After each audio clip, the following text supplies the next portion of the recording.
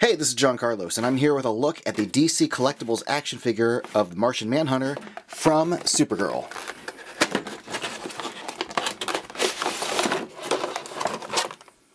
I gotta give it up to DC Collectibles. They did a really good job with this figure. There's a lot of nice detail on the figure. The likeness of Martian Manhunter, how he looks on Supergirl versus translating into action figure form, has been done really well. They also made him pretty tall compared to Supergirl, so that's nice.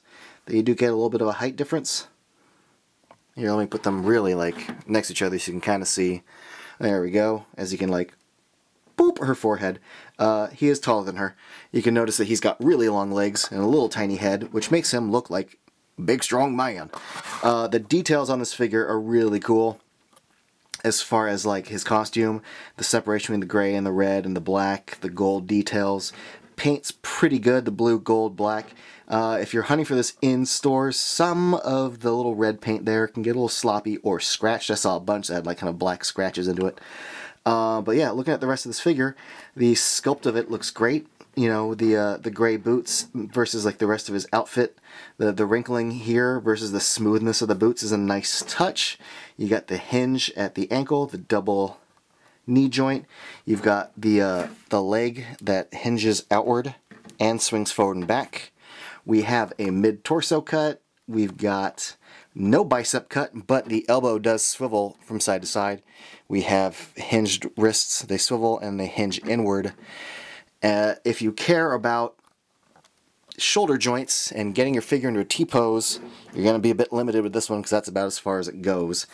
And then you get the ball jointed head, which has a pretty decent range of motion to it.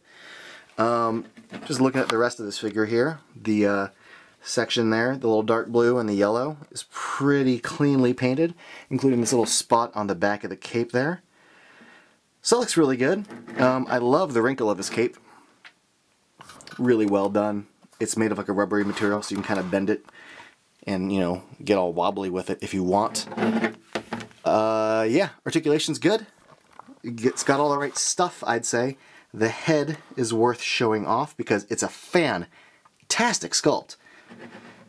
If you're hunting for this in stores, be on the lookout for like dirty face, because there's a green base and they kind of go with a wash to it, and that wash highlights the sculpt. It gives it a very organic kind of feel, but if they get a little crazy with the wash, you get a black splotchy face and little dark marks and lines on it and droplets and whatnot, so be on the lookout for that.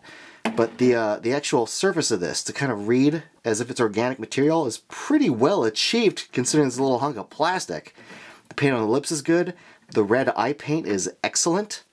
His little nubbin in the back looks good. I freaking love this. Now this figure comes with just a few accessories. He's got an alternate pair of hands. The figure starts with fist hands, but he's got his little judo chop hands. And then he's got a pair of like relaxed palm hands. And that's it. That's really all you need.